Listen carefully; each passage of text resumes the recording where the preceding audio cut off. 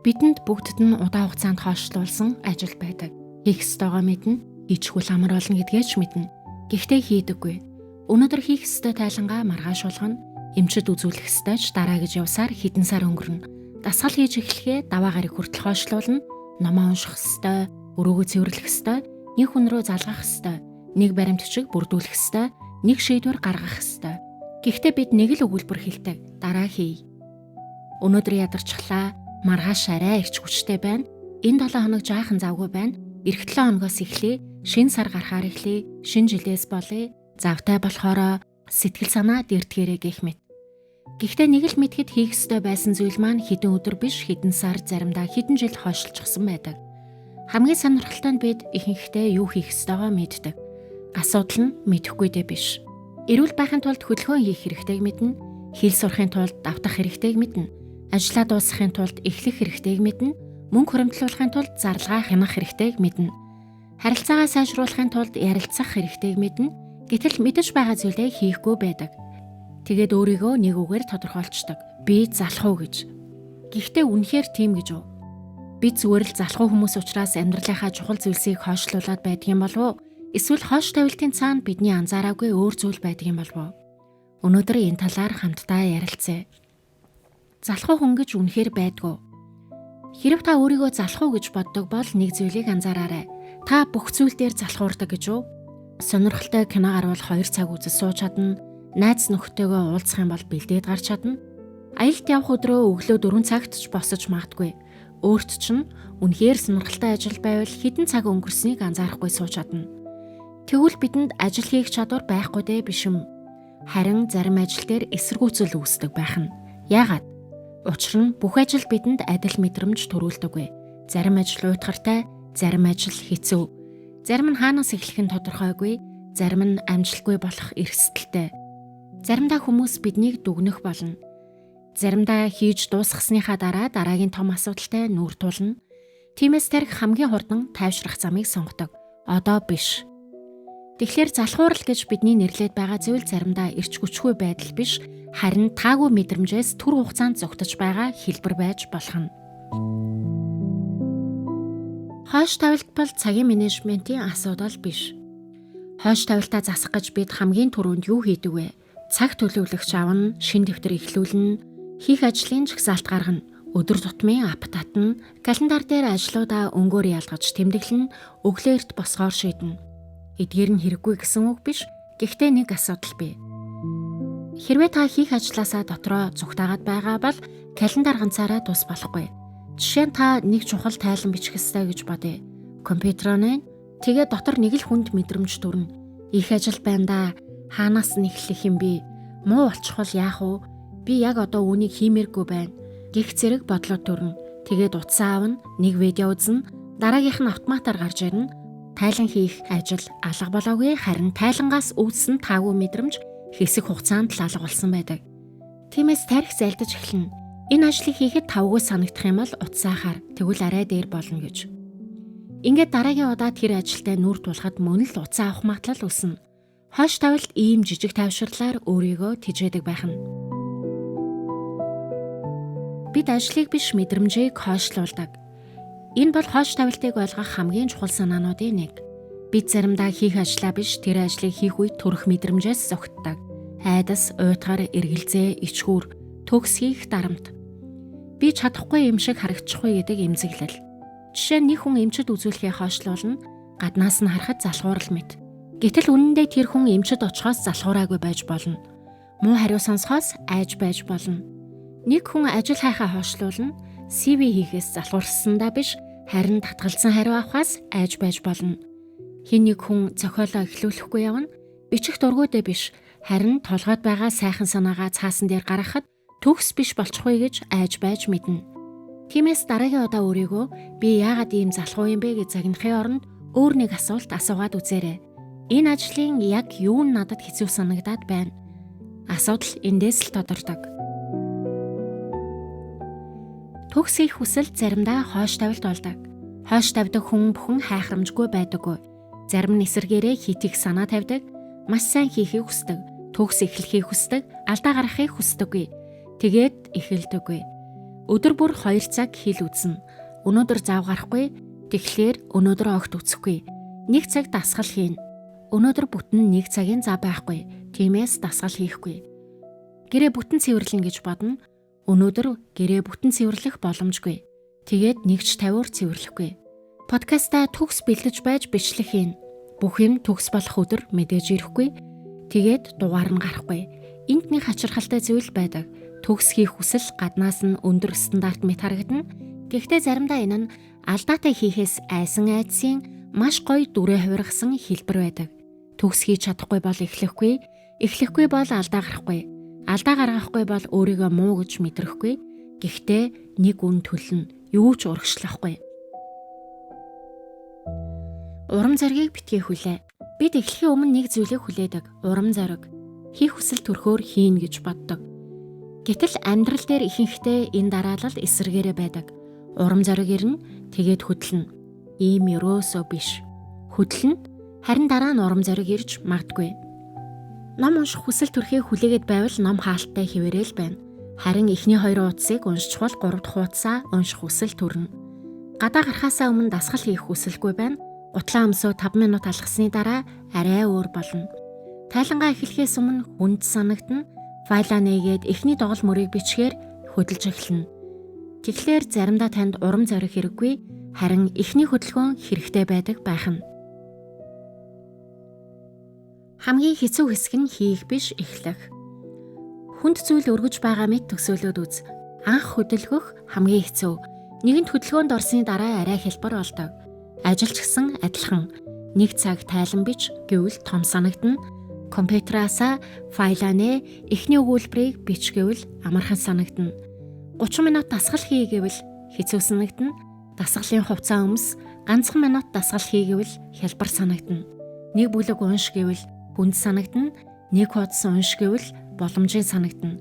Гэрээ бүхлээр нь цэвэрлэх гэвэл хит том санагдана. Харин ширээн дээрх 5 зүйлийг байранд нь тавь гэвэл тодорхой бөгөөд амархан санагдана. Бид өөрсдөө өгдөг даалгаврыг жижиг болгож сурах хэрэгтэй. Хит жижиг байсан ч болно. Учир нь эхний зорилго их амархан амжуулах биш, харин эсэргүүцлийн босгыг давах байдаг. 5 минутын дүрм. Хэрв та нэг ажлыг удаан хойшлуулад байгаа бол өөртөө ингэж хэлээд үзээрэй. Би үүнийг 5 минут л хийнэ. 5 минутын дараа болох хэрэгтэй. Үнэхээр шүү. 5 минут ном унш, 5 минут өрөөгөө цэвэрл, 5 минут тайлан бич, 5 минут алах, 5 минут хилээд авт, 5 минутын зорилго бол асуудлыг шийдэх биш, харин эхлэх юм. Тарих маань энэ ажил амар том гэж бодож байхад 5 минутын ажил тийм сүртэй санагдахгүй. Эндээс хамгийн сонин нь 5 минут өнгөрөхөд олон хүн цааш үргэлжлүүлдэг. Яагаад гэвэл эхлэхээс өмнө эсэргүүцэл аль хэдийн багассан байдаг. Гэхдээ үргэлжлүүлээгүй ч асуудалгүй. Таны хийсэн ажил өнөөдөр тэг биш, 5 минут хийсэн. Зарим өөрчлөлт ингэж эхэлдэг. Ажлаа жижиглэх нь өөрийгөө хуурах биш. Бид жижиг алхмыг голдог. Ердөө 5 минут хийлээгээд ямар хэрэгтэй юм бэ? 1 хуудас уншаад яах вэ? 10 удаа сунаагаад ямар өөрчлөлт гарах вэ? Гэх зэргээр голдог. Бид 1 удаагийн үр дүнг хит ихээр хардаг. Харин давтагдах чадварыг бага уналдаг. 1 өдөр 2 цаг дасгал хийгээд дараагийн 10 өдөр хийхгүй байхаас өдөр бүр 10 минут хөдөлсөн илүү бодит зуршил болно. 1 өдөр 100 хуудас уншаад 1 сар номоо нээхгүй байснаас өдөр бүр 5 хуудас унших нь илүү тогтвортой болно. Том алхам сэтгэгдэлд өрүүлдэг, харин жижиг алхам амьдралыг өөрчилдөг. Учир нь жижиг алхмыг давтах боломжтой байдаг. Өөрийнхөө орчинтой тэмцэх хэрэггүй. Та утсаа ширээн дээр тавьчихад би 1 цаг утсаа харахгүй гэж өөртөөгөө тэмцэж болно. Эсвэл утсаа өөр өрөөнд тавьж болно. Аль нь илүү ухаалаг байна? Бид өөрийгөө сахилга баттай болгох гэж их хүч зарцуулдаг. Гэтэл орчин бидний зан үйлд асар ихээр нөлөөлдөг байх нь. Номч нь тэр далд шүүгэнд байгаа, харин утас гар дээр байна гэвэл аль нь төрүүлж нэгдэх магадaltaй вэ? Хэрв дасгалын хувцас шүүгээний хамгийн далд хэсэгт гутал нь өөр өрөөнд байвал гарах босох нэмэгдэн илүү хэцүү болно. Харин оройн хувцаа бэлдээд гутлаа үүдэн тавьчих бол маргааш гарахад амархан болно. Тиймээс өөрийгөө хүчлэхээс өмнө орчноо өөрчлөөрэй. Хийхийг хүсдэг зүйлээ харагддаг болго, хийхэд амархан болго. Эхлэх алхмуудыг багасга. Харин багасгахыг хүсдэг зан үйлээ эсрэгээр нь түүхтэй болго. утаснаас апустгах, мэдээлэл хаах, амттан худалдаж авахгүй байх, ажлын үед бүр сошиал аккаунтаасаа гарчиж болно шүү дээ.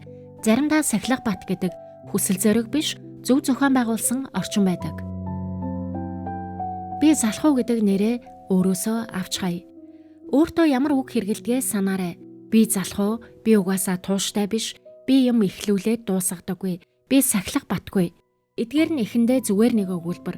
Гэхдээ олон давтагдахаар өөрийнхөө тухай итгэл үнэмшил болж эхэлдэг. Дараа нь зан үйлээ тэр итгэл үнэмшилтэд тааруулна. Нэг өдөр дасгал хийгээгүй. Хардаа би угаасаа залхуу. Нэг ажлаа хойшлуулсан бол би ерөөсөө л ийм хүн. Гэтэл бодит байдал арай өөр. Та залхуу хүн биш байж болно. Та өнөөдөр нэг зүйлийг хойшлуулсан л хүн. Та өөрийгөө тууштай хүн биш гэж дүгнэх хэрэггүй. Харин нэг зуршлаа тогтуутай барьж чадаагүй байж мэднэ. Энэ хоёрын ялгаа маш том. Нэг нь таны мөн чанарыг тодорхойлж байна, нэг нь өөрчилж болох зан үйлийг тодорхойлж байна. Ядаргааг залхууралтай бүү андуур. Энд бас нэг маш том ялгаа бий. Заримдаа та үнэхээр залхуураагүй, харин зүгээр ядарсан байж болно. Нойр дутуу, сэтгэлийн хүч шавхагдсан, хит олон шийдвэр гаргасан, хит хоног тасралтгүй ажилласан, биет нь амралт нэхэж байж магадгүй. Гэтэл бид амарч байхдаа ч өөрийгөө загнана. Би ямар залхуу юм бэ гэж зэмлэнэ. Ингэхээр амралт ч жинхэнэ амралт болж чаддаггүй. Би буудан дээр хэвтэж байгаа ч толгой дотор би юм хийх ёстой, цаг алдаж байна, бусад хүмүүс ажилласаар байна гэсэн дохио үргэлжлэнэ. Амрах хэрэгтэй үедээ амарх нь залхуурал биш. Харин амралт хэрэгтэй эсэх, эсвэл зүгээр л тавгүй ажилласаа зүгтааж байна уу гэдгийг өөрөөсөө үннээр асуух хэрэгтэй. Би үнэхээр ядарсан уу? Эсвэл энэ ажлыг хийхийг хүсэхгүй байгаа учраас ядарсан мэт санагдаж байна уу? Зарим өдөр хариулт нь эхнийх байна, тэр өдөр амрах хэрэгтэй. Харин зарим өдөр хоёр дахь хариулт нь байна, тэр үед 5 минутаар эхлэх хэрэгтэй. Маргаашийн өөртөө хит их ачаа бүү. Хойш тавих болгондоо бид ирээдүйн өөрийнхөө талаар хит өөдрөг төсөөлөлтэй байдаг.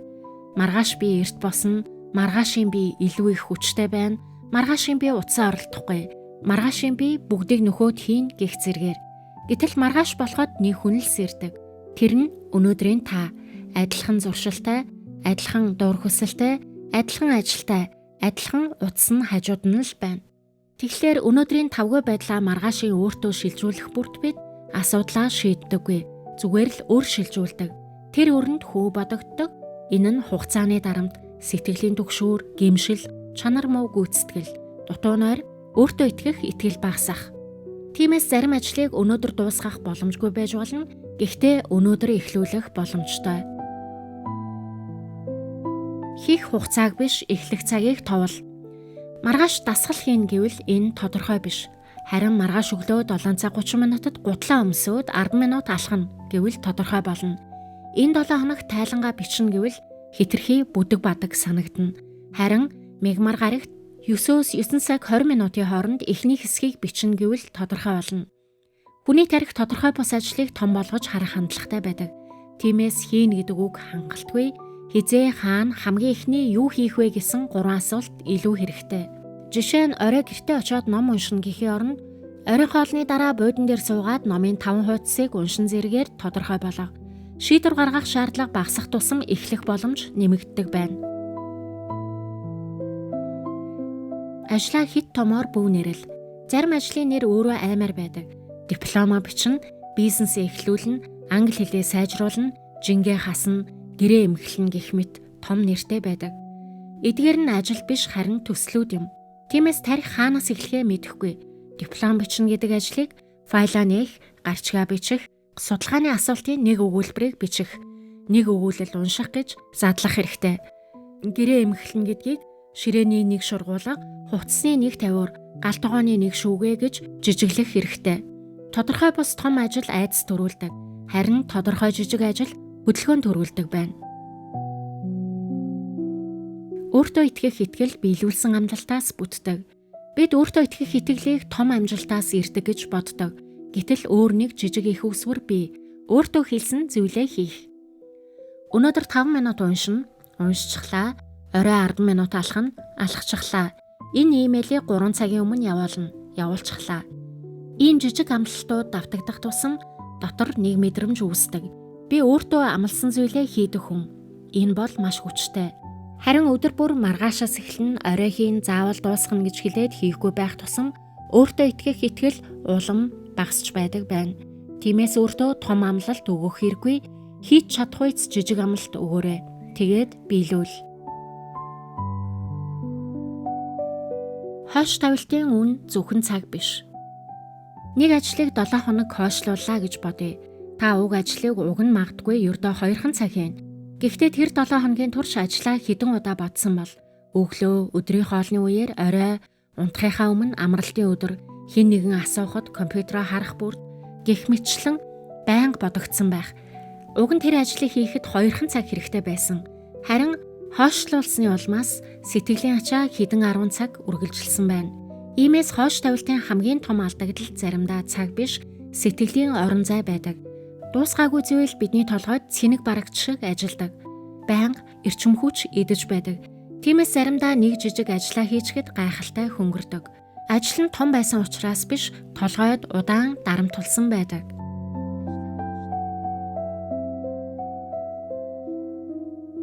Хойш тавилтын тухай ярихдаа бид ихэвчлэн ажил, хичээл, дасгалын тухай боддог. Гэхдээ илүү том хойш тавилт байдаг. Амьдралаа хойш тавих. Жаахан мөнгөтэй болцоход аялна, жингээ хасаад гой хувц өмснө, ажил багсахаар хүүхдүүдтэйгээ их цаг өнгөрүүлнэ. Завтай болохоор ном уншина, тэтгэврт гараад дуртай зүйлээ хийнэ. Бүх юм цэгцэрхээр тайван амьдрна гэх мэтээр боддог. Гэхдээ амьдрал бидэнд нэг өдөр за бүх асуудал чинь шийдэгдлээ, одоо амьдр гэж хэлэхгүй. Нэг ажил дуусна, дараагийнх нь гарч ирнэ, нэг санаа зовнил намтна, өөр зүйл эхэлнэ. Хүүхэд өснө, эцэг их хөгшрөн, бид ч мөн хөгшрөн. Тиймээс бүх зүйл бэлэн болохыг хүлээгээд байвал өөрийнхөө хүсдэг амьдралыг байнга ирээдүйрөө түлхэж болно. Зарим зүйлийг яах вэ хойшлуулах шаардлагатай үе байна л та.